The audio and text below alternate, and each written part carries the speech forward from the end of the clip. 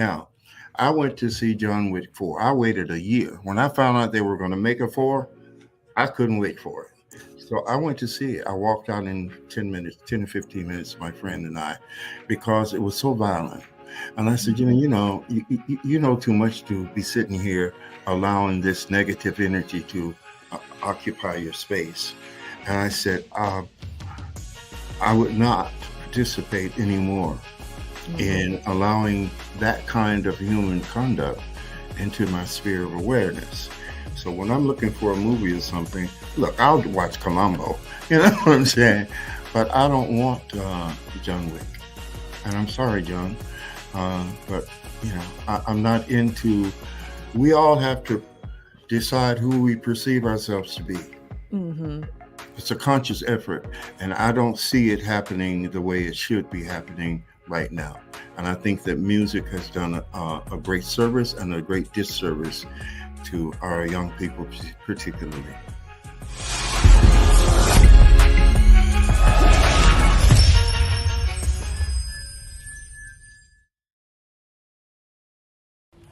All right, so at this time, we are welcoming author, podcast, businesswoman, coach, podcast influencer, Coach Tina Ramsey.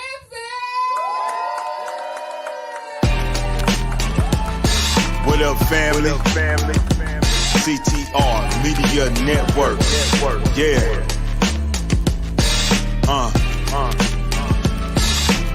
Best in the biz.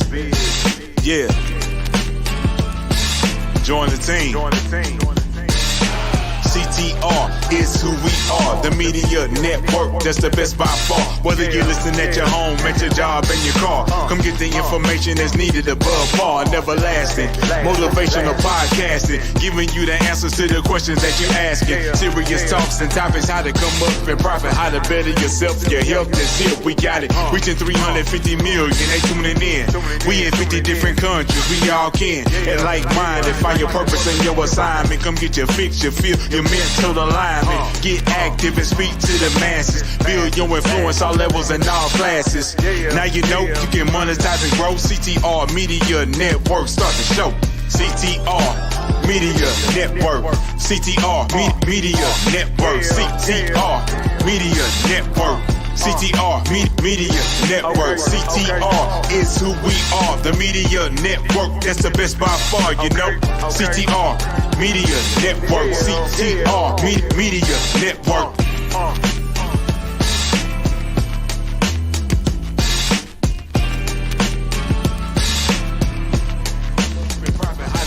Yourself, your health is here, we got it. Reaching 350 million, they tuning in.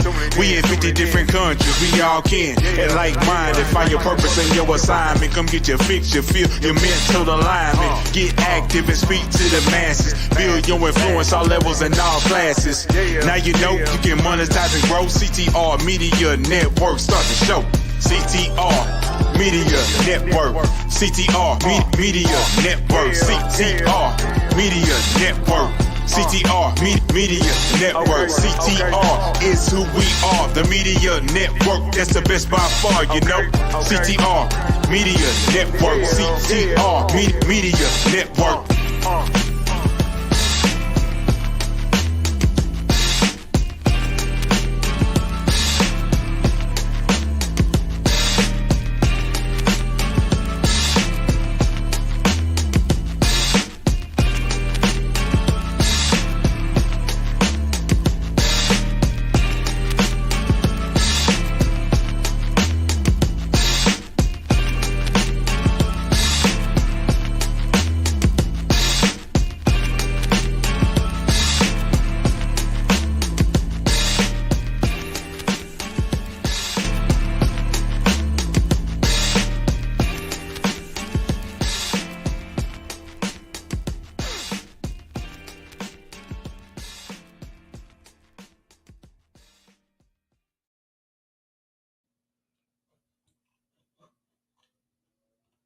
Hello, hello, everybody. I am Dr. T&J Ramsey, the host of the Tina Ramsey Show and podcast, and I'm so excited to have today's featured guest. When you think of the words visionary, resilient, influential, passionate. These are the words that describe today's guest, Jimmie Cameron. He has a brilliance with his musical ability and theatrical abilities. He has been able to transition and transcend over the music industry and been able to permeate a permanent place in history. Many of the people that we listen to today is because of Jimmie Cameron. So without further ado, let's bring on the man of the hour, the amazing, the phenomenal, the extraordinary Jimmie Cameron.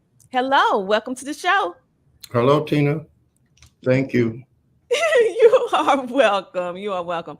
And I'm so honored to actually have you here because when I look at your history, it took me on a journey of ups and downs and many, many successes along the way. And I'm also seeing how some of our artists from today has connected with what you have created in the past. And it's just revolutionizing the way that we see different things. And so we're going to start back from the beginning because I feel that everybody in life has a defining moment in their life where they make a decision and it can either propel their life into a different direction for the better or it can halt it. But in your case, this amazing lady named Emma Bell Cameron, she decided in June of 1964 to do something that many would say, that was kind of that was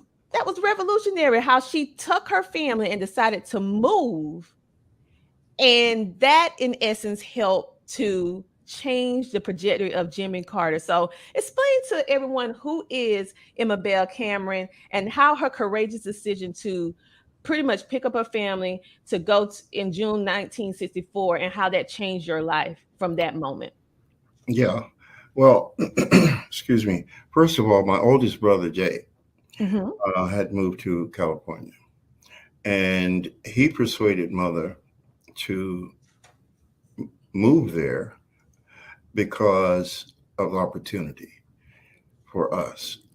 And mother being progressive and wanting the best for her kids, she conceded. So she sold the house, got a U-Haul, and we were the Chattanooga Beverly Hillbillies. It's true too. And so she, moved us to California, which opened up the world for us. And I began to pursue a bit career in theatrics and music and so on. The school I went to was Pasture Junior High, and Kyle Johnson, who was Nichelle Nichols' son, went to the school also. And I had met Nichelle at that point. I think I was 14 then, okay? And she would pick Kyle up every evening. And she was on Star Trek at that point. So I'm in Boys Glee, and my English teacher, Mrs. Bynes, I'm doing a solo. Mrs. Bynes comes in, she hears me sing, and afterward, she said, Jimmy, I didn't know you could sing like that. Well, I'm modest. And, She said, I have someone I want you to meet. The person she wanted me to meet just happened to be a guy named Buddy Resnick. And we set up a meeting. I played for him, and he liked it. He wanted to get me a record deal. And I told him I wanted to sing with my sister. Set up another meeting. He heard the both of us. And that was the professional beginning of Jimmie and Bella. But Nichelle Nichols, well, let me put it this way. Buddy Resnick managed Nichelle, which I didn't know. That's how I met her. You see, the universe is amazing in how it works, okay? Now, Nichelle was at that time dating Frank Severa. And many of you may not know the name, but you've seen the face in many major movies from the past. Frank was one of the leading character actors in Hollywood. He wasn't black. I think he was Puerto Rican, but he went as black, you know. Mhm. Well, Frank had a theater group called the American Theater of Being in Hollywood on La Cienega Boulevard. And Nichelle sent me to Frank because she said I needed to study, get some theatrical training. And I went there and I was in the company of a lot of people who later became very successful, such as Isabel Sanford on Sanford and Son. No, no, Isabel was on the Jeffersons. I'm sorry. Whitman Mayo from Sanford and Son. Maya Angelou was periodically in the group. Um, Marla Gibbs from the Jeffersons. Billy D. Williams was in the group at one point, and on and on and on. But I was the youngest. So Frank had done the Amen Corner, James Baldwin's Amen Corner. And he wanted to revise it, which he did. And I got the role of David. Uh, they, they say that David was actually him. I don't know if you know the play, but it's about a female minister Mhm. and the troubles she has with her son and the church. It was a beautiful play, a lot of fun. Bea Richards also, she played my mother in the play. You know Bea, of course. Yes. Yes. Okay. So anyway, it was a very successful run. I wasn't very good. I was too withdrawn. Frank spent his whole Christmas before we opened, the whole day, just the two of us in the theater, working with me. Um, anyway, that's the beginning. Um, I began my music career and my theatrical career. Uh, that's why I call Nichelle my most important mentor, because without that introduction, I met a lot of people through her, and from that introduction, and friendships that lasted throughout our lives. Um, there was another incident. I hope I'm not getting too far ahead. Well, the thing is, it's so riveting, your story, and the fact that even before Maya Angelou became Maya Angelou, before Isabel Sanford became Isabel Sanford, Marlon Gibbs became the iconic role of playing on the Jeffersons. And so the fact that you all was connected, you were pretty much the baby of the group, the youngest one, and watching how all of you guys was so connected in what y'all was doing then and how you guys progressed over time, and how due to one chain of events when your mother decided, because she was ahead of her time being a Right, visionary, and that was unheard of back then. So the fact that she uprooted her whole family and moved, how it changed your life forever, and you was able to be in connection with all these names that we're familiar with, we watch, and the fact that want to give some respect and honor to the amazing Nichelle Nichols, because she really paved the way for us as African American people to be able to have these leading roles in these TV shows. I mean, when you think about Star Trek, you remember her. She oh was yeah, not you, and then she did so many other things. So the fact that she did all that, and plus she was your mentor, it just speaks volumes about why and how you move and operate. I really love your music and what you do. And thank yeah, you. you're humble, but we can brag on you, Jimmie. We can brag on Well, I want to share something else with you that I think is interesting information you. in terms of the role that Nichelle played, Mhm. because I also was I had the opportunity to be mentored by Bill Cosby. He came to the show one night, and then he came backstage and to congratulate the cast. And I was very tactful, and even at that young age, just being around someone who could possibly speak a good word for you didn't mean you did that. Mhm. But with him, I did. I asked him to help me. He wrote his number down. And he said, "Call me." Right now, these are Michelle and Bill at that point were the two black actors who broke the stereotypical. Help me. The Okay. maid. Yeah, We yeah, always yeah. played the Right, maid, right, right, right, right. Yeah. They both had uh, just regular roles. She Mm-hmm. was the communications director on the ship. Bill was what was he, a A spy? doctor. He was a A doc? doctor. No, Mm-hmm. no, not on that show. We're talking about Uh, a spy. oh no. He was a spy then. But I'm Yeah, thinking of the Cosby Show because we never saw um middle class, upper class black right, family. right, right, right, Mm-hmm. right, right. So I called him. He gave me the number and said, "Call me," and I called him. Mm-hmm. And he invited me to Paramount to meet with him. I spent the whole day with him. He treated me like his son. And later he said, "Okay, it's getting late. I don't want your mother to worry about you." He said, "Get me some pictures and call me." Mm-hmm. Now, this part I'm not really that proud of, but I don't regret it. I went home, I picked up my guitar, and I actually thought, Tina, that I had to really decide between theatrics and music. Mm-hmm. And that's what was my my my my my, my concern. Do I want to act or do I want to do music? Well, the truth was, uh, the way I conjured it up is if I act, I have to wait for somebody to give me a role to do my thing. Mm-hmm. Music, I can do it anytime. You see, so that was my logic. But later I said, "Fool, you could have done both." You know, so I never called Cosby back. Yeah. Never, but I don't regret it because music was my passion and acting was not. Mm-hmm. And probably the reason why, I mean, think about it, you was a young guy. This was a whole new world to you. You were seeing and being in company with individuals who you saw on television and you were able to hold conversations.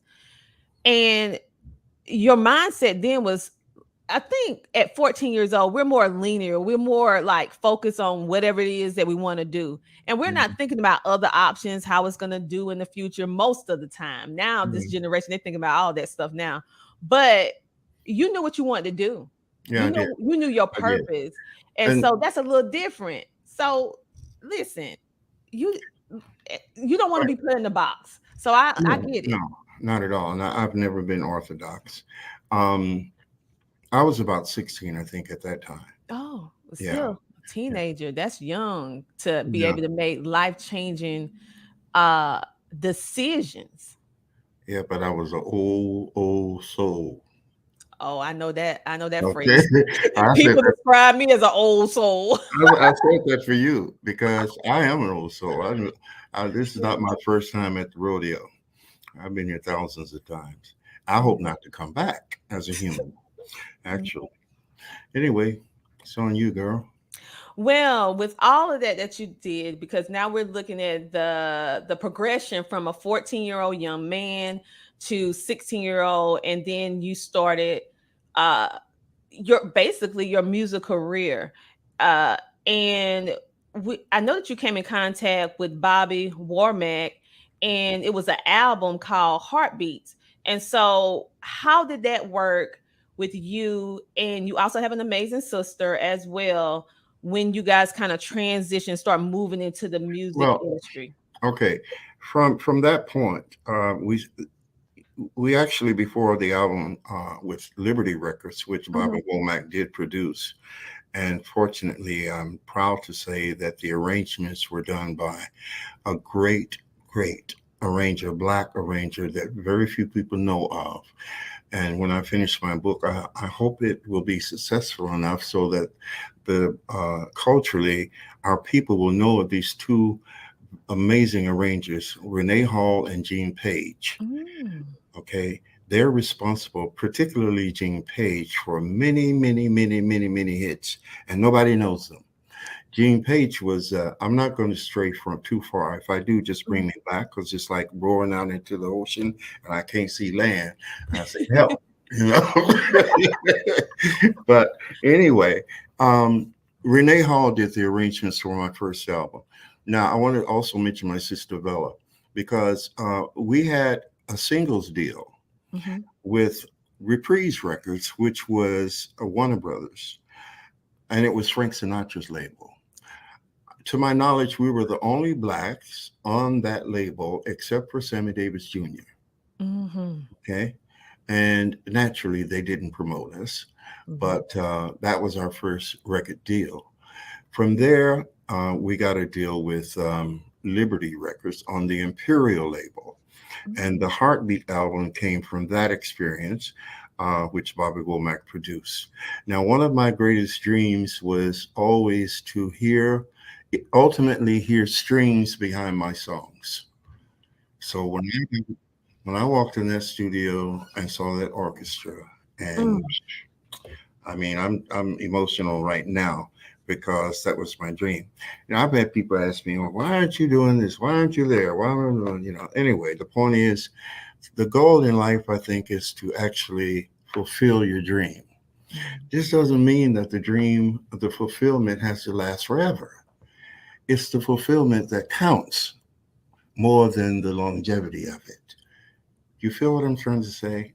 I know exactly, because many people they're not able to even scratch the surface of their dream. Thank you. That's my point. That's my point. You know, you dream the dream, you put in whatever work or faith is necessary, because faith without works means nothing. And when it happens, it happens.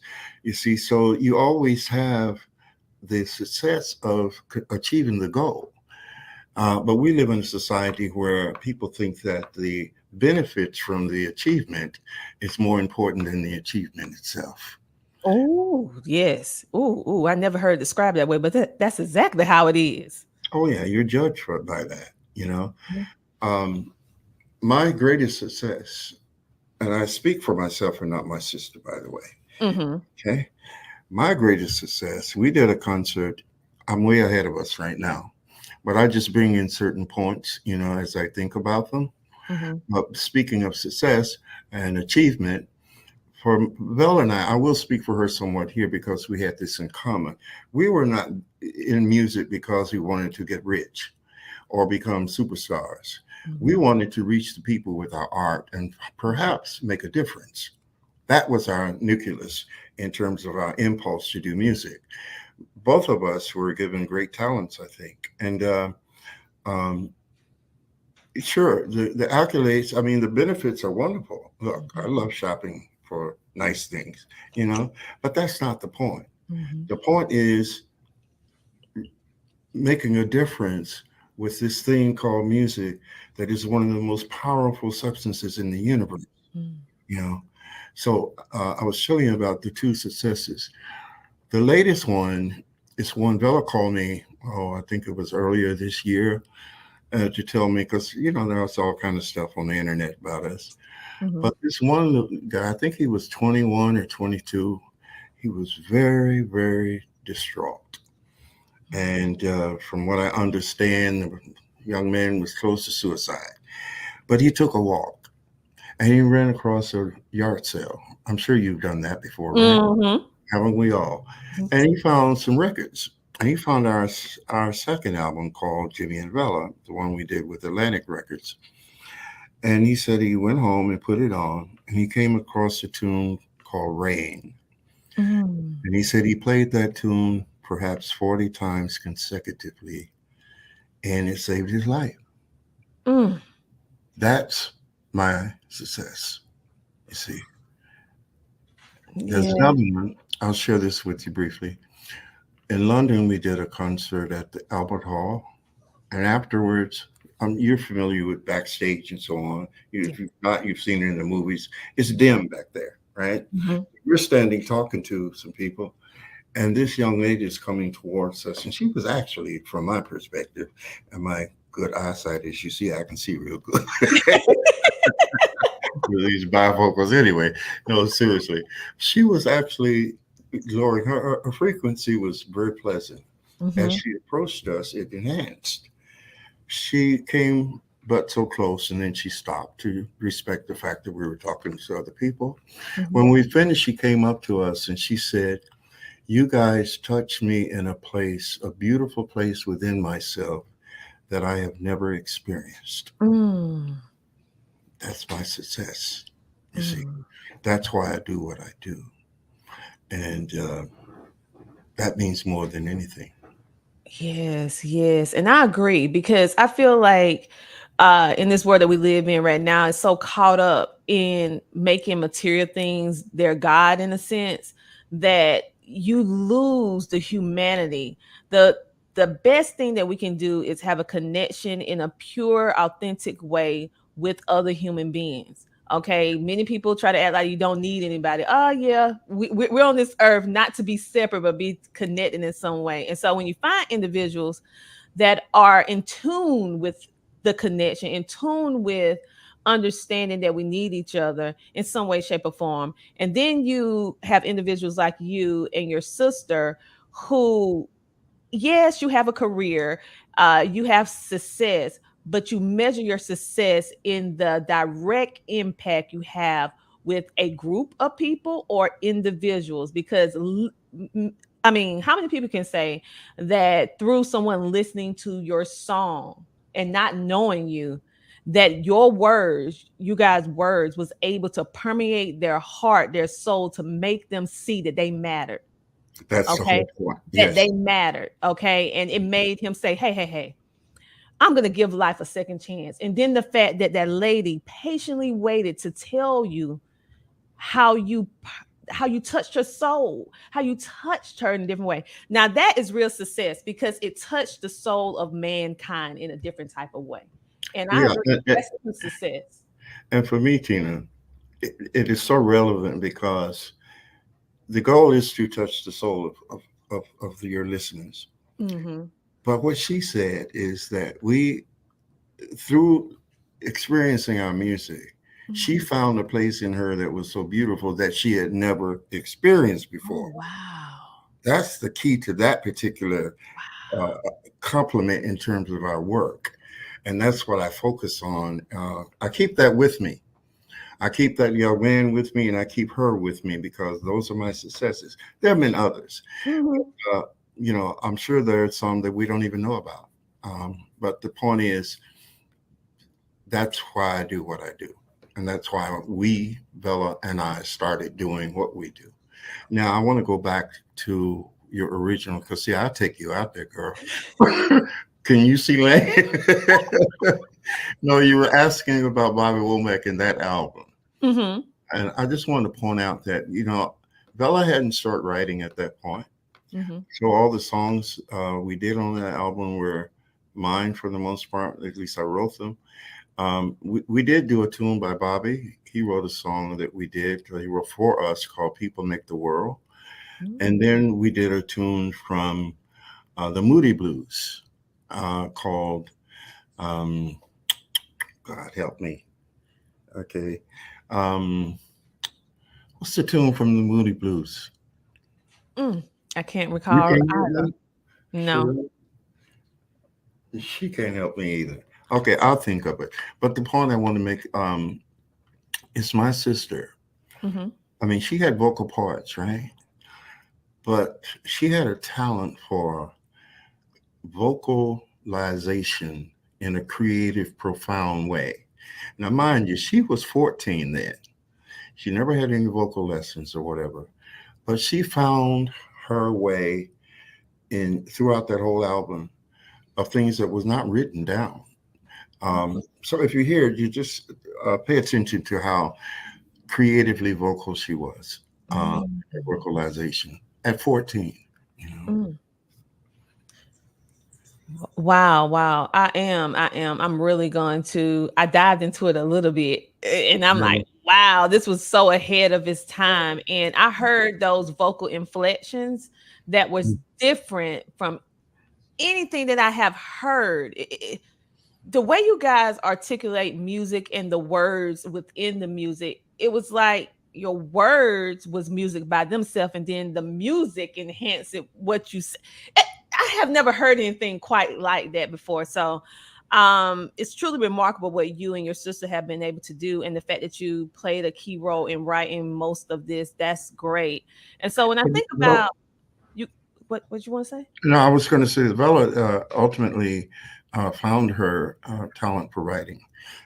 She's an excellent writer. You know, I didn't mean to cut you off. Oh yeah. We're gonna actually talk a little bit more about Vela because your history is intertwined with Yeah, each it's other. Jimmie and Bella.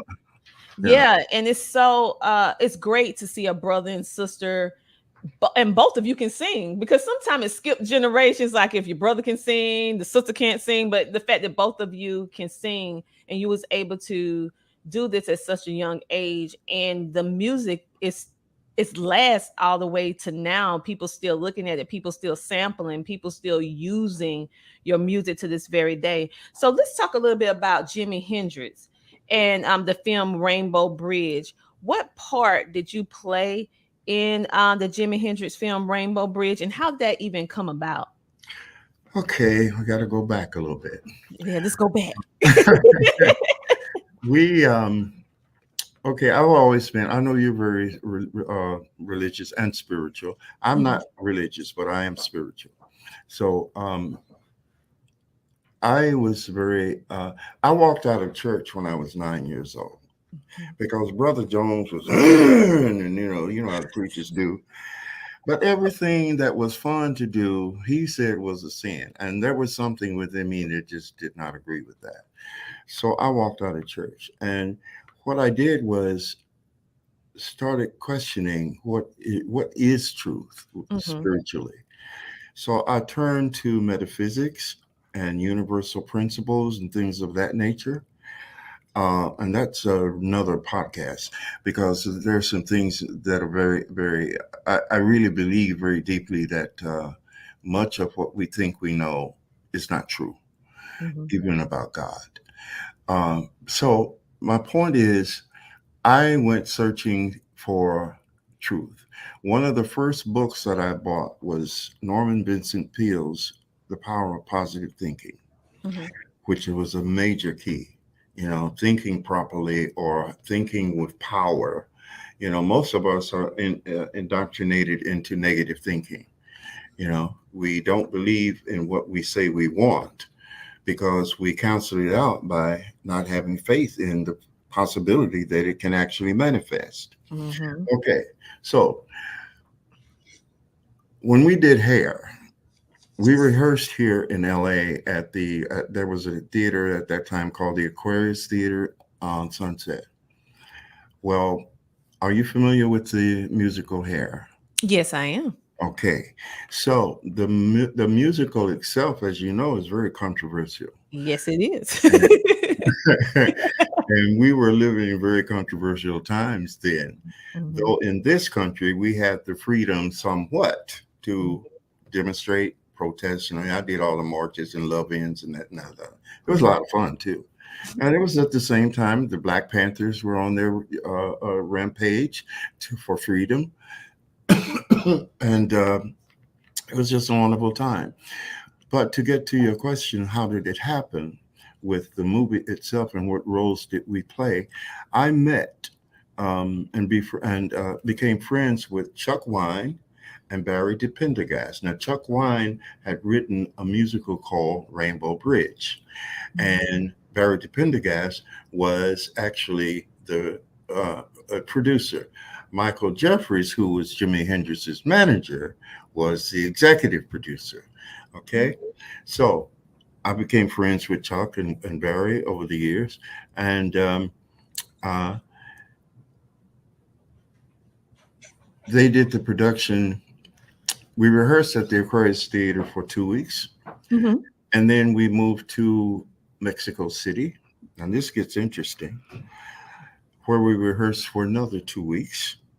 Now, do you remember when there was this slaughter of the students on a campus? You may be too young, in Mexico City. It was a big deal, Mm. internationally, because at that time the Mexican government was a dictatorship, and they did not allow protests like we had the freedom to at least march or whatever. They weren't having it in Mexico.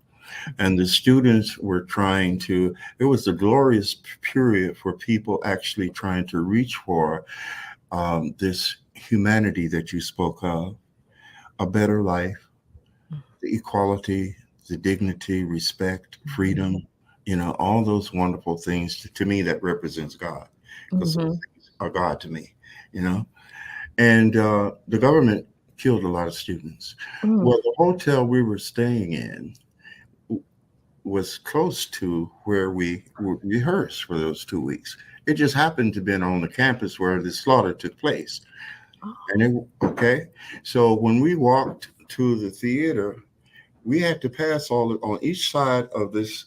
It wasn't a street, but it's like a paved walkway. Mhm. On each side were the Mexican soldiers with machine guns and all that. But they didn't bother us. They were very friendly. So we finished rehearsing there. Mhm. And then we went to Acapulco where we were to open an open air theater, right? No roof. So we're there rehearsing one night, and over the wall comes a bottle of acid. It didn't hit anybody, thank God. Wow. But that's what we were dealing with.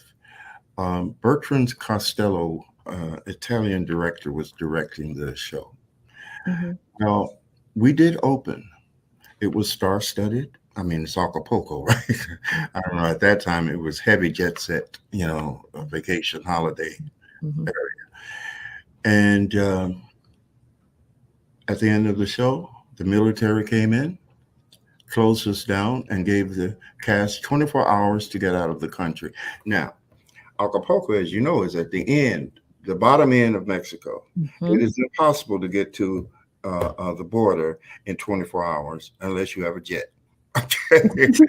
Well, my manager just happened to have had some connections because he was there with Bella and I.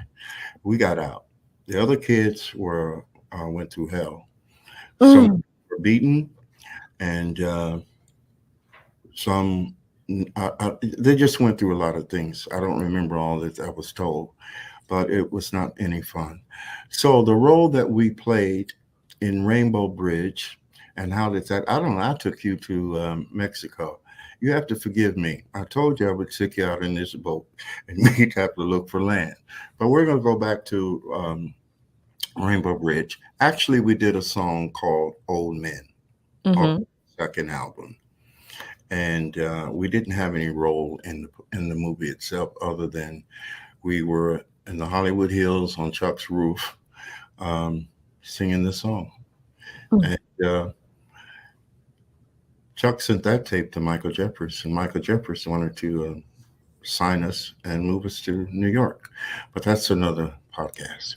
Wow, wow. So that was indeed that's history. That was the journey and all the things. I mean, it was really great that you was able to get out because that was a really uprising.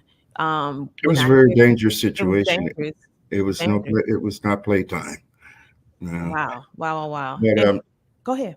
the tune that I couldn't remember, my wonderful niece looked it up for me. My cousin, "Nights in White Satin." We Yes. did that on the first album. Wow. Okay. So thank you. Thank you. So when you think about how you guys was able to cross different audiences, you went from the East Coast to Europe, you went pretty much all over the world with your album, and you said you was with Atlantic Records. So you had opportunities to work alongside different people. Have you like, for Well, example, go ahead. what how would you able to did like with people with Patti LaBelle because she was with Atlantic Records. We had some other people like Dave Mason, Bill Winters, all of those. So how was it to be in company with, and what are some other records that you did with Atlantic Records that we can actually listen to today? Well, let me say this first. When Bella and I started our professional career, Mm-hmm. black music was, you see, the music business then and now is still racist somewhat. Okay, it was very racist then. If you did if you were a black artist and you did a record, it had to become a success in the black media Mhm. before it was played on pop radio. Okay, they called it crossing over, which was just another way of keeping black artists from competing with white artists. Okay, so we were never played on commercial radio in this country, only on FM, FM stations where they had the right to play what they wanted to play, Mhm. the program the DJs and so on. But you see, the music business had changed in that respect. In the old days, you look at the James Brown movie, Get Up, and he shows how they called it payola in those times, right? Mhm. Okay. Now, payola was nothing more or anything different than buying time on a TV station for Tide. Okay. But the government didn't have a hand in it. So it was illegal. Anytime the government can't get their part, it's illegal. Okay. But uh, let me put it like this: we didn't get played because nobody got paid. Mm. Bottom line. And that's a Mhm. whole nother story there.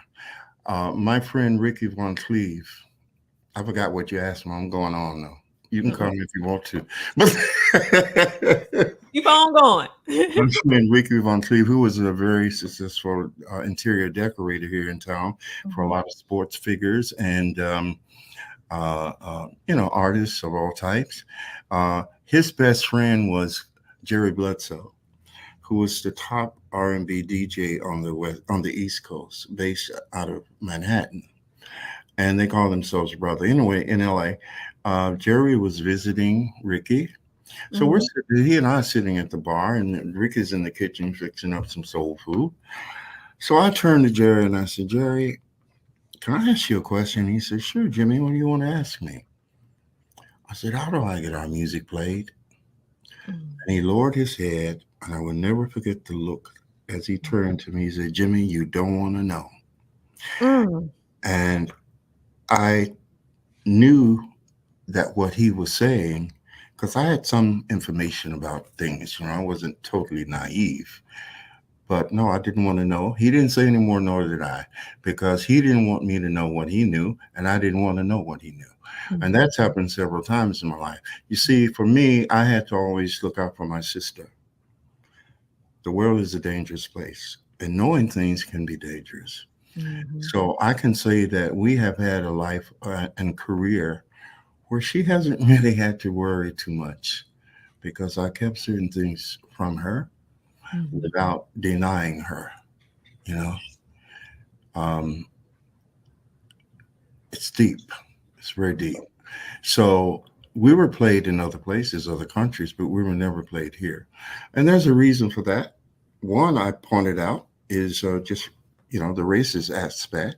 We Mhm. were two young black people, kids, very talented, and that we didn't fall into the genres. Mm.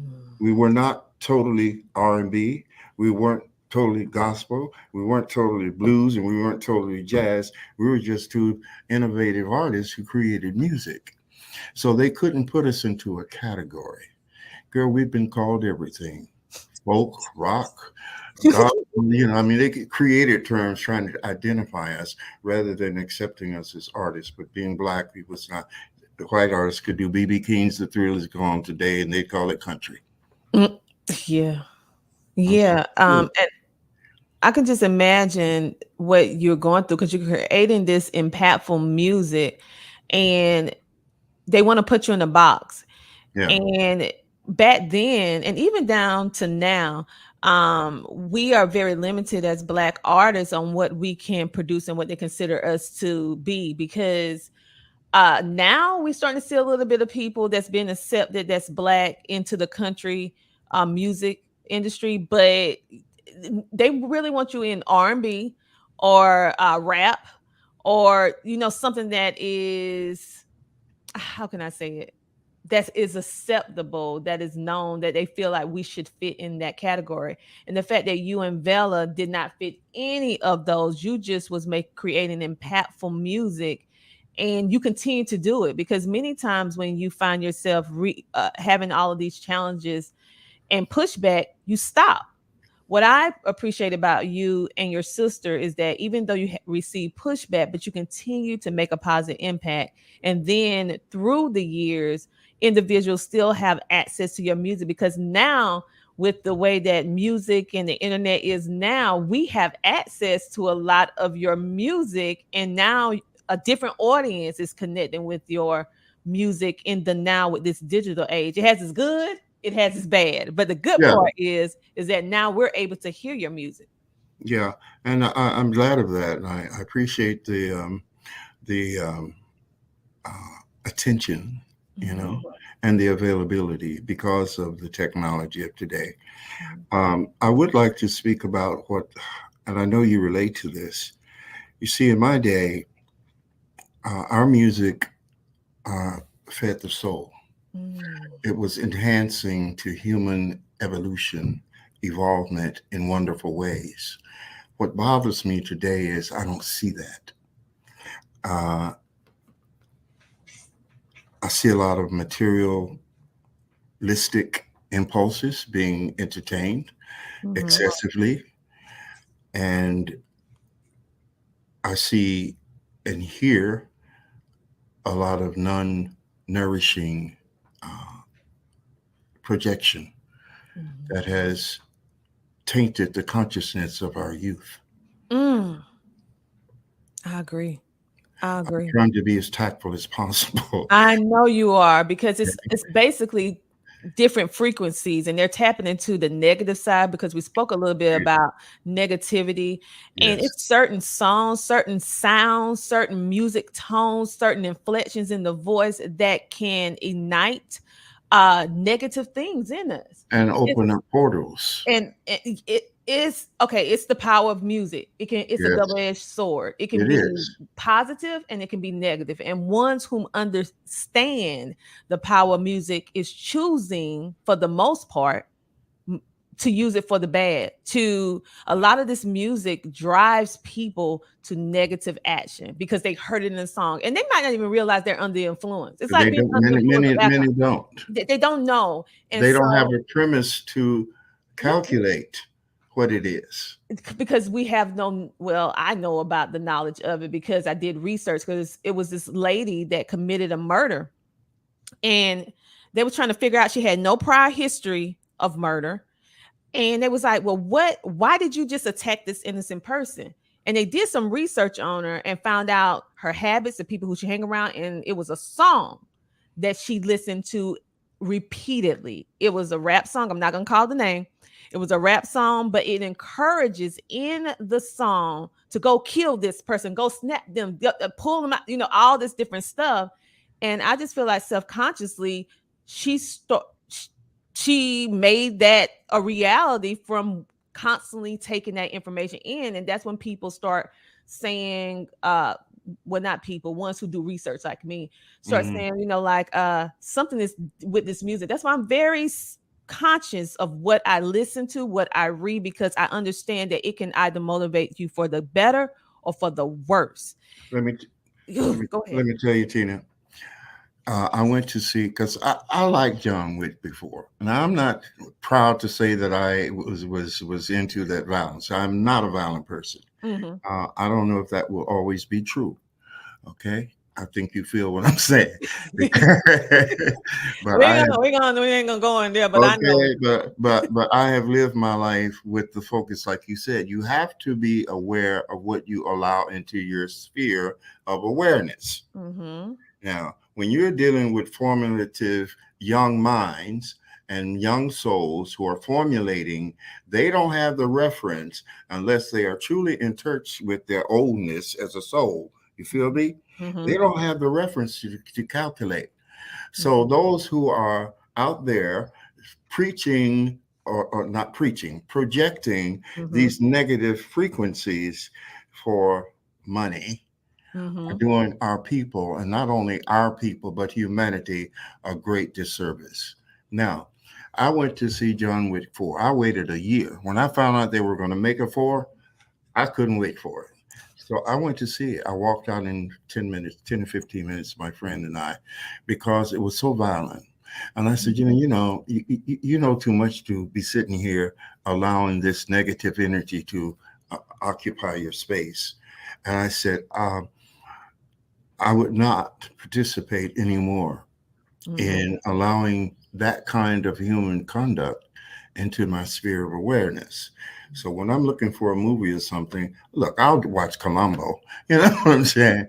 But I don't want John Wick. And I'm sorry, John, but I'm not into. We all have to decide who we perceive ourselves to be. Mm-hmm.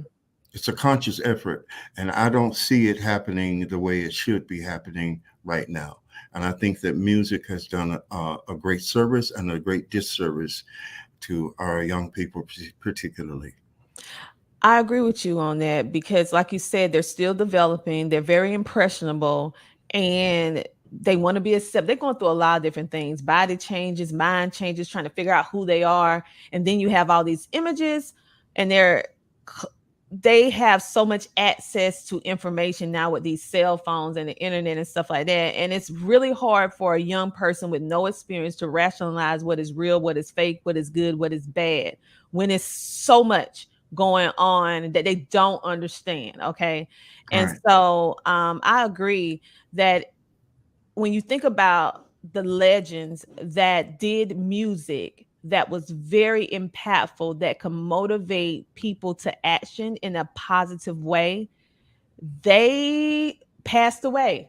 Are we going to say passed away? But someone Yeah. actually took their lives when you think about how they decided to use their music, like we spoke of before, to permeate the soul, to tap into who you are, make you Yes. think, make Yes. you open your mind. Music, really, in my opinion, is designed to open the mind Well, to different, but people using it for a whole different situation now.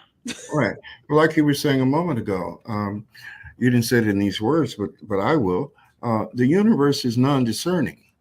If you go walk around talking about, yeah, well, I'm poor, I ain't gonna never have no money. The universe is a sponge, okay, and it's a machine. He Mhm. said, oh, he don't want no money, and that's what it will manifest for you. No Yeah. money, okay. Mhm. So the same thing is like in terms of what we perceive ourselves to be. I am very, as I said, I'm trying to be very tactful here Mhm. because I am very upset with some of the so-called heroes of today. Yeah. Yeah. Because when you think about it, they're idolizing and celebrating the wrong things now. And I see that too. And so it's such an honor to bring individuals on like you, that is actually sharing and making I'm all about making a positive impact. So anything that you see that I'm doing is geared towards helping individuals tap into their full potential, helping them to see that they're worthy, helping them to see that they matter at the end of the day. And so most of what people doing now is the contrary. And it's for me, this is just my personal opinion, everyone. So I have a right to have my personal opinion for ones who's gonna see this episode. Of course you I do. just I just feel like for the most part, people are disconnected. They so caught up into the fakeness of what's going on that they want to just be accepted by any cause. And they're afraid to push the narrative to be different. Okay. And so the beauty about humanity is that all of us are not the same. All of us have different gifts. And so I'm just like, okay, I don't go along with what everyone says. I respect everyone's opinion. You can have your opinion, but that don't mean I have to agree with it. But I just feel that when we start having these open, candid conversations, it's opened up the mindset of individuals who never thought of it in this way to have an escape, to be able to think a different perspective that's not readily presented to them with what we see that's presented in media. And so when I think about everything that you've done and different people who you have worked with, like Barry White, for example, you was able to do some things with Barry White. And if you We were want to talk, signed to. We were the huh? only artist signed to his label, Unlimited Gold Records.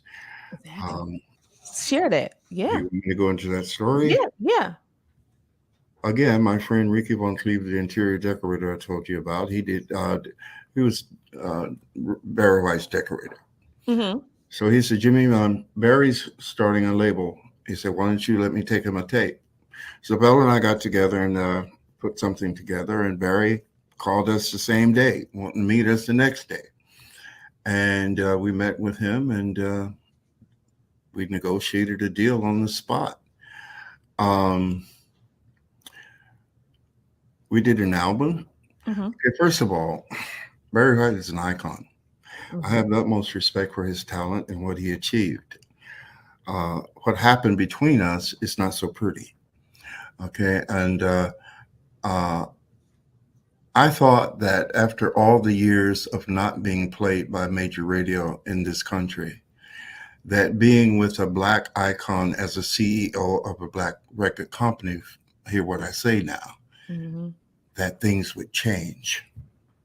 Mm-hmm. And they didn't. Mm.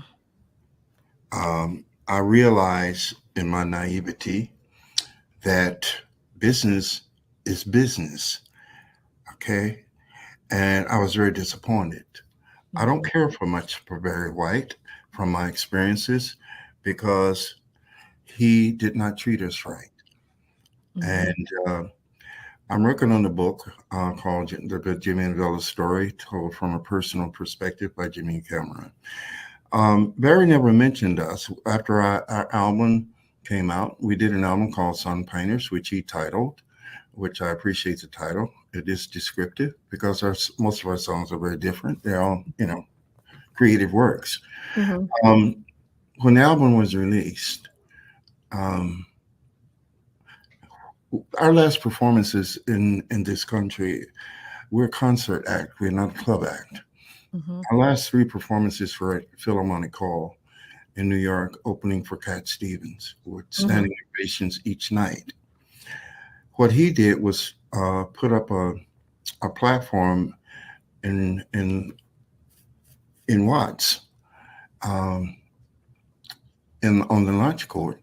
He called that promoting us. I mean, it was really, really shameful. Mm. So my point is, it was a very disappointing situation. Mm-hmm. I don't know how much time you have, but the point is, there were a lot of things, and I don't mind sharing it with the world, because there are other black artists out there who think that because they're with another black businessman, that it's all going to be okay.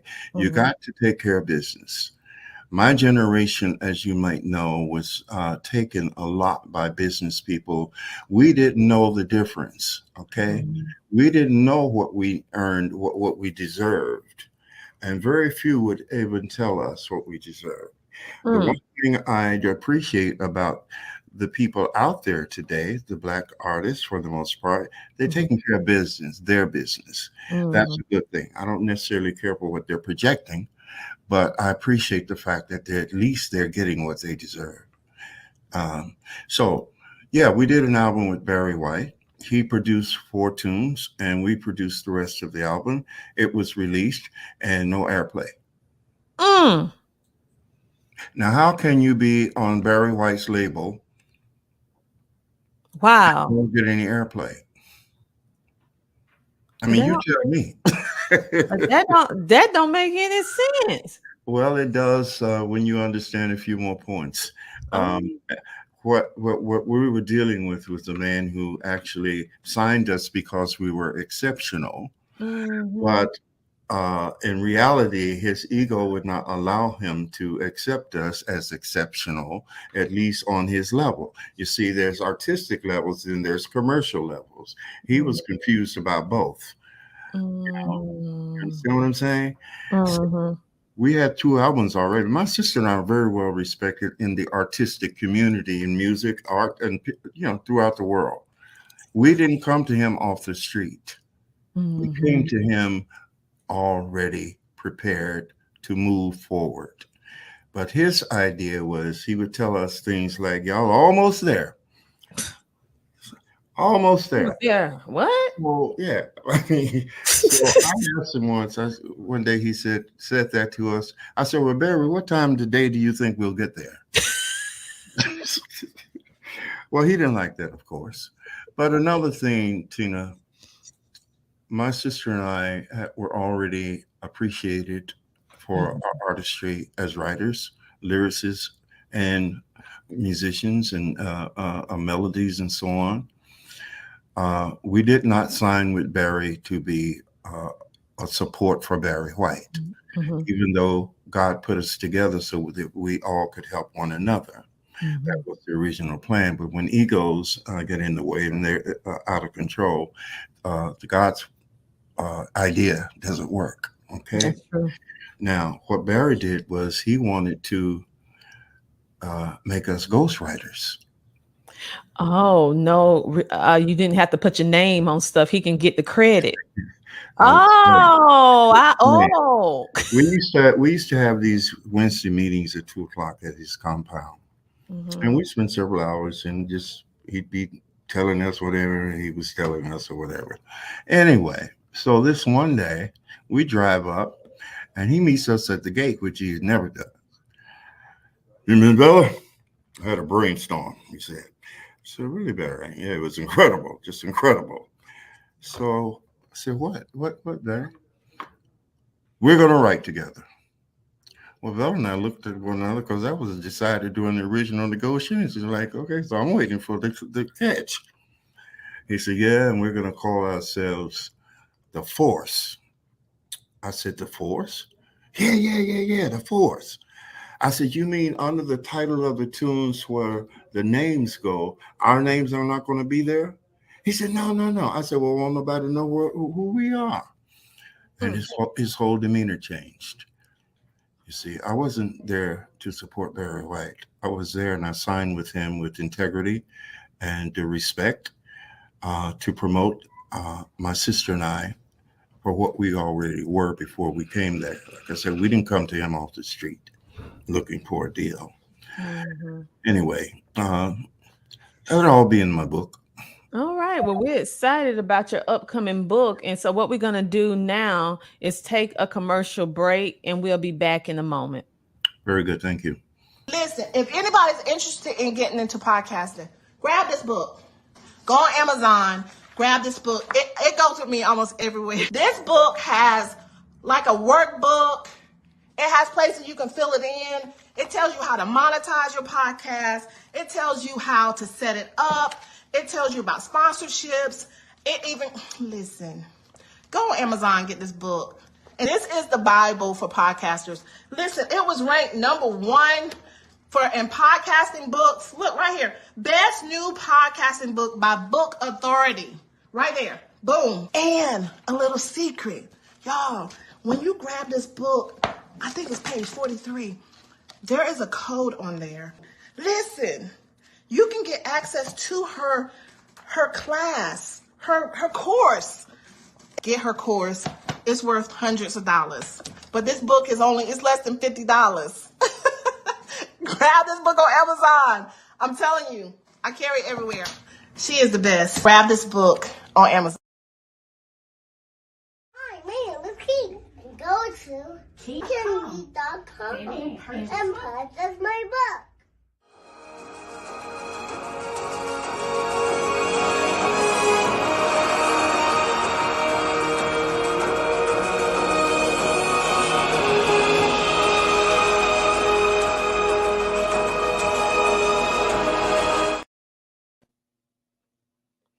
All right. And just like that, we are back. And I come along with the friend, the amazing, the iconic Jimmie Cameron, who has been telling us his inspiring story about the why of why he do what he does, why his sister does what they do in order to make a positive impact in the world, and also telling us his riveting story of how it is to be so immersed in the music and theatrics industry, and it's just totally remarkable. So let me bring him back on. Hello, Jimmie. We're back. Hello. Hi, Tina. And your journey, your story, and all of the people who you have came connected with, or I would say shared some space with, the ones who didn't do right, you know. Well, um And this is the stuff that people need to hear, because many times they see the end result, like they see the end result of your songs, but they don't know what it took and how it was to get there. And many people think it's easy. And as we're hearing your story, no, it wasn't easy, but you was convinced, and you're passionate about what you do, and you understand why you're here and why you do what you do. So you kept moving forward. And so with that, you have had some experiences that, just like with anybody, not too favorable, but also you had many, many more remarkable situations that happen where you know that what you initially set out to do is well done, because you're actually impacting humanity and people, even to the extent that your music encourage someone not to commit suicide. And for me, that is the measure of true success. Take away the money, the glitz, the glamour, the cars, the mansions, or whatever it is that people like to define as successful now. True success is attached to the positive impact that you can make with people, in Correct. my opinion. That's what I measure success as. Not the money, not the glitz and glam, but the people that you was able to change or help or encourage. So with that being said, is there anything else you would like to share about your story, in general? Because you have such a vast story, so many multiple layers. Yeah, it is sort of interesting. Um, I basically would like to speak to the young people who have a great task on their hands right now, and to encourage them to, as you said earlier, to be your own cheerleader. Know that you can achieve whatever you want to achieve within reason, of course, Mhm. and believe in yourself. And don't follow the crowd, follow your heart. And in terms of my legacy, Tina, it has been a long journey, but a worthwhile journey. Mhm. And even though we didn't get airplay in this country, our music is out there. Mhm. And it refused to die. Okay. So I'm good. I'm good. But I do thank you so very much for having me. And perhaps we can do it again at some point, either in this life or another, because we old souls know that we don't die, Yeah, we're old soul. I mean, people been telling me that ever since I was a little child. And I just, once I understood what it meant and I start embracing it, it's very few people that have it.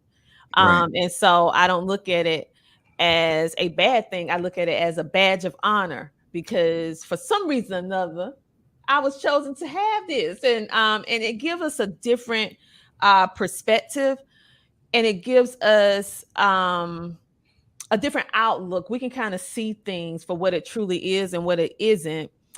And we're able to make some changes. But you know what? I have something else to ask you in regards to how you are making an impact, and how, before we go, and I just thought about it, you was able, like you said, your music has never died. It is still living on.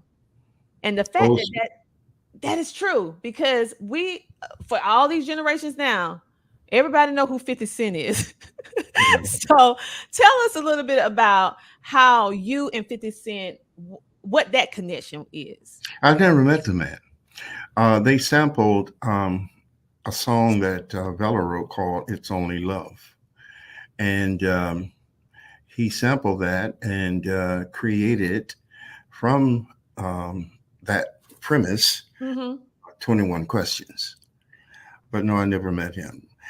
The three of us as writers were granted an ASCAP award, I think it was, in Mm-hmm. 2004 for the most played song in this country. Wow. But he didn't come out on stage to receive the award with us.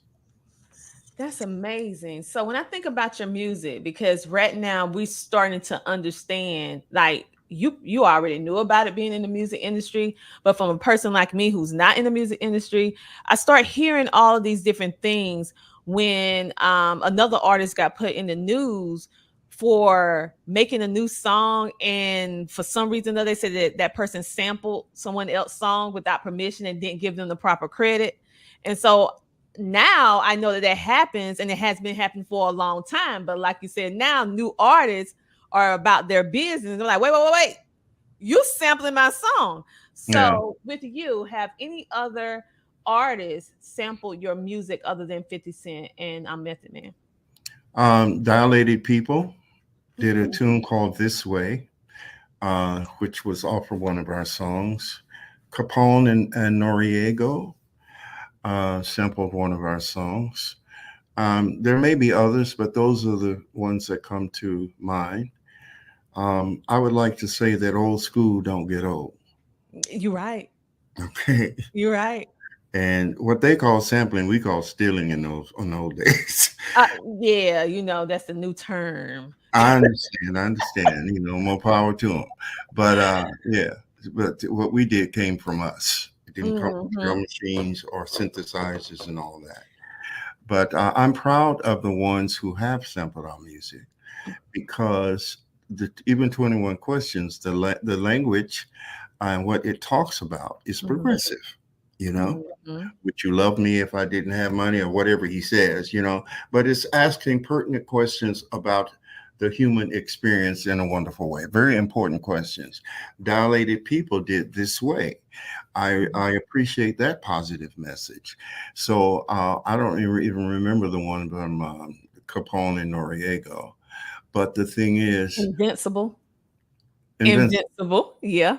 Was it? Do you know the Yeah. lyrics? I don't remember. No, I don't know the lyrics, but I know Was they it did positive? Did y'all do me positive? That's all I ask. If you're gonna use my stuff, at least be positive about it. So let's just think about some of the people. So we just some of the people that was able to, well, back in the day it was called stealing, but now in this new era they call it sampling. But ironically, it still begins with the letter S, so you can still identify where it originally came from. They just changed the rest of the letters. When you think about it, yeah. And so you was able to do, like I said, your songs credits, even though he did not give you your credit, was Barry White. You had Cher and No. He didn't. You see, the songs that he did do, we got credit for it. I mean, what he proposed to us was an ongoing arrangement where we would write together, okay, the three of us, but it would be called The Force. We didn't fall for that. And that's when his attitude towards, now mind you, we're the only artists on his label. He's the CEO, but it seems like he's worried about competing with us artistically. That's not, that doesn't work. No, changing your whole name when you guys were already built. It wasn't like you was beginning, you was already established, and that didn't make any sense. We signed there as Jimmie and Velda to promote Jimmie and Velda's career. Exactly. We did not sign with Barry White to support Barry White and change anything about us to keep him as the maestro. Okay, I wrote. Well, anyway.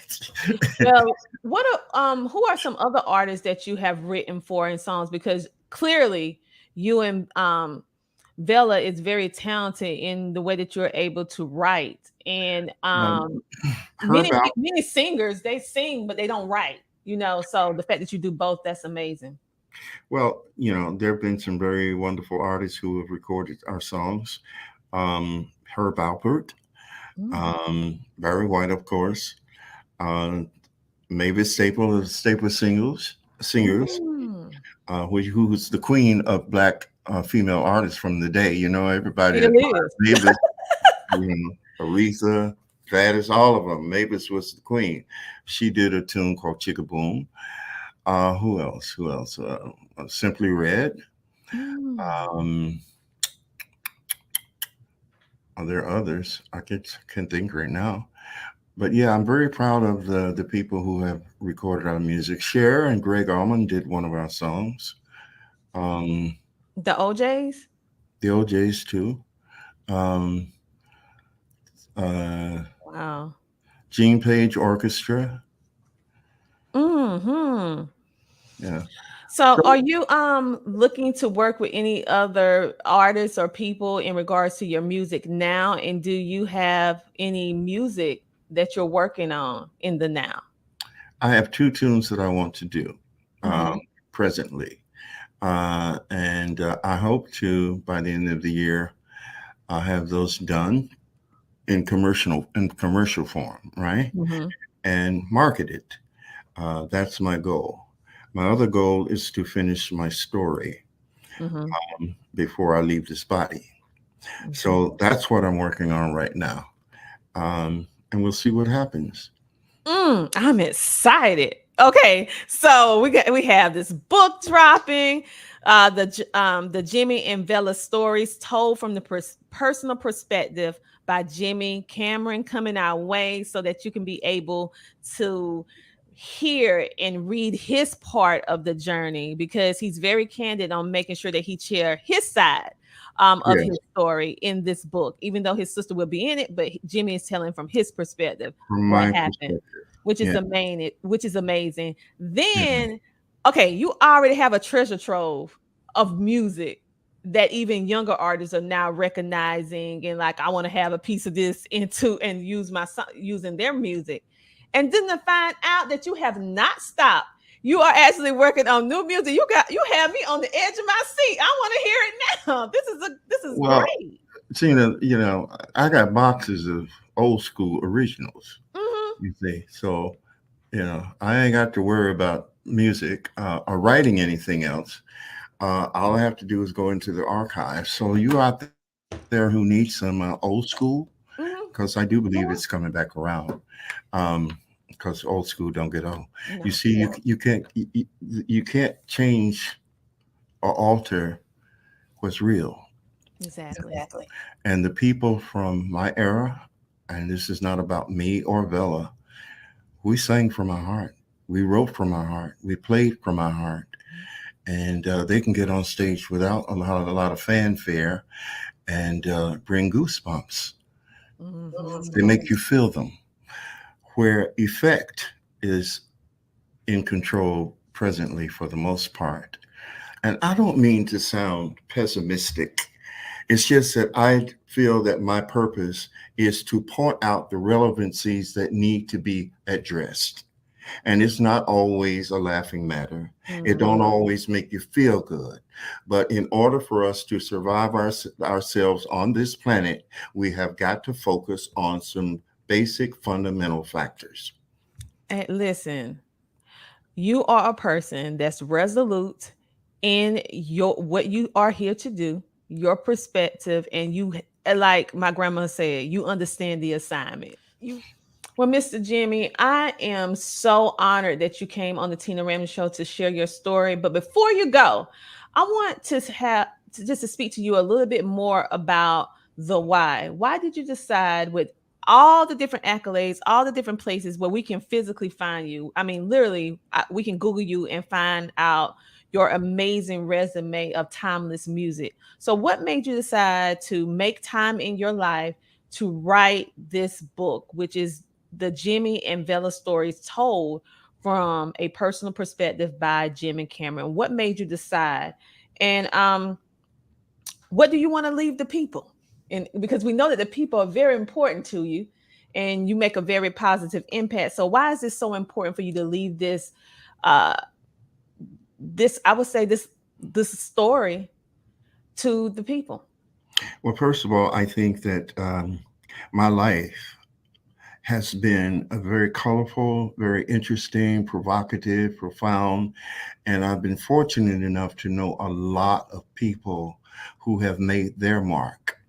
And I just think that the world needs to know some of the things that I have experienced, my sister and I, and my family, that is very interesting. But most of all, what we have been through, what I have been through, and what I've experienced is the same thing that many others experience, even though they may not be in music or whatever. It's a human experience. Mhm. So, what I intend to project in my book is something that I think everybody will appreciate, you know. Um, that we as a people on a planet need to come together with one focus and one purpose, and that is that everybody have what they need to exist in these bodies from day to day, because there's plenty for all of us. And whatever is in the way of that, we need to get rid of. So that's why I'm writing the book, because all of these stories and things lean towards that end. And they should have it. So whenever it's released, I want y'all to run out. Don't walk, run and get it. Exactly. And also, for those of you, young people, old people, in between, if you need some music, now I was told not to say old school, but I got the stuff. And y'all need to come and contact me and see what we can do. Yes, and for those of you who are artists and you're looking to take your music to the next level, keep in mind this is timeless music. And I identify with Jimmie when he say old school is the good school, because I mean, I grew up in the house that played all of the music. And it really changed it because those was meaning driven music, and that will never die. And so for all of you artists that's out there, or up and coming artists that want to work with the amazing Jimmie Cameron, you can contact him through his email, which is CameronJimmie7@gmail.com. For those of you who are listening in on radio and podcast with audio only, yes, I got your back. I'm going to spell it for you. So listen clearly. This is how you spell it. Cameron, CameronJimmie 7@gmail.com. Make sure to check him out if you are looking to take your music to another level and create music that is truly making a positive impact in the world and will surpass your life. This is the kind of music that even when you're not here, it's still speaking volumes for you. And that is true success. That is true legacy. And that is what the amazing Jimmie Cameron, whether he want to admit it or not, I'm gonna say it. I'm gonna brag on him. That's what he stand for, and that's what he about. And I said what I said. Oh boy, thank you, Tina. This has been a pleasure. Yeah, thank you so much for being a featured guest on the Tina Ramsey Show and podcast. It has truly been my honor to have the opportunity to have you share your amazing story on my show, which I know this is just a little smidgen, a little piece of it. So I want to invite you back when you have the time to come back and share whatever else you would like to share about your amazing life and your amazing journey. So you have an open invitation to come back whenever you want. We'll do. All the best to everybody. All right. All right, everyone. Listen, that was amazing. Make sure to, when that book drop, we're going to let you know on Amazon or wherever they decide to drop this book. We will let you know so that you can connect with him. For those of you who are artists, because I know I have a lot of different people that follow this show who are artists. If you are looking to take your music to the timeless category, not just be a 15-minute hit wonder, because his music and his sister's music have been able to go through all the different changes and genres. And listen, you need to contact him. Again, that email is Cameron Jimmie 7@gmail.com. And that is the number 7, not spelled out. And make sure to follow, like, and subscribe to any of our platforms, and also follow today's guest as well. For those of you who have an amazing product, service, or you would like to share your impactful story on the Tina Ramsey Show, well, guess what? We are now booking and accepting guests for season 9 of the Tina Ramsey Show and podcast, coming your way this fall, baby. So if you would like to share your story, we're all about making a positive impact, motivating you to action to live your full potential. Make sure that you go to ctrmedianetwork.com. That is ctrmedianetwork.com, and book your opportunity to be featured on our show. We can't wait to share your story, because you know it's time for you to come share, shine, and grow on the Tina Ramsey Show. And for those of you who absolutely love what we're doing, you can actually support our show by donating, or just sending a care offering to our business to help us keep this amazing platform going and thriving so that we can have a place for our voices to be heard, to share our story unapologetically and be one's true self in order to make that impact and share different people's perspectives. You know my saying. We may not agree on everything, but we're going to keep it respectful, honey. All right. And we love hearing your new perspective in your life because your life is your life. So make sure to screenshot, scan, and go ahead and support us. And thank you in advance for being a part of our amazing, amazing journey. And make sure to go pick up my book if you want to start your own podcast, which is called The Power of Podcasting, which is #1 on Amazon and also was rated by Book Authority as one of the top 11 books to read in 2023 for podcasting books. Today's featured guest, the amazing Jimmie Cameron, his sister, Bella, and all the things that he was actually able to do, and also the amazing story and journey that will be coming your way very soon.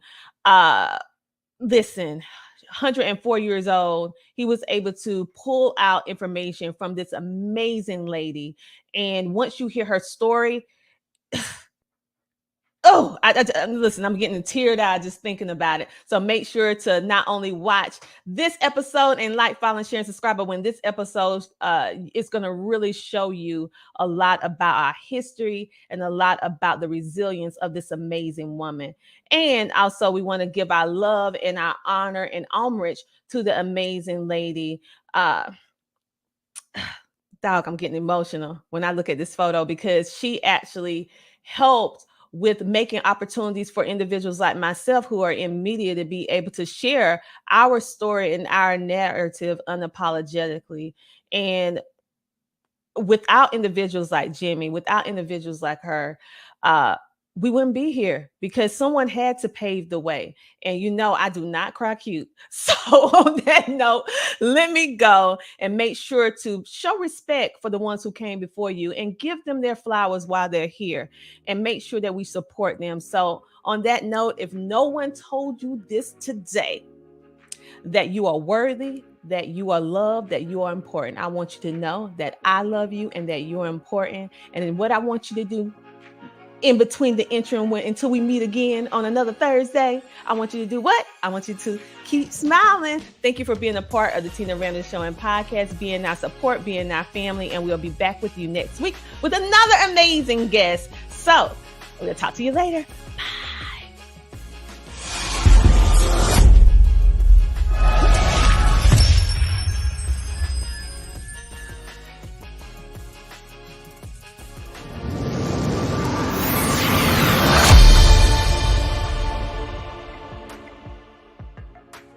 Listen, if anybody's interested in getting into podcasting, grab this book. Go on Amazon, grab this book. It goes with me almost everywhere. This book has like a workbook. It has places you can fill it in. It tells you how to monetize your podcast. It tells you how to set it up. It tells you about sponsorships. Listen, go on Amazon, get this book. And this is the Bible for podcasters. Listen, it was ranked #1 in podcasting books. Look right here. Best new podcasting book by Book Authority. Right there. Boom. And a little secret. Y'all, when you grab this book, I think it's page 43. There is a code on there. Listen, you can get access to her class, her course. Get her course. It's worth hundreds of dollars. But this book is less than $50. Grab this book on Amazon. I'm telling you, I carry it everywhere. She is the best.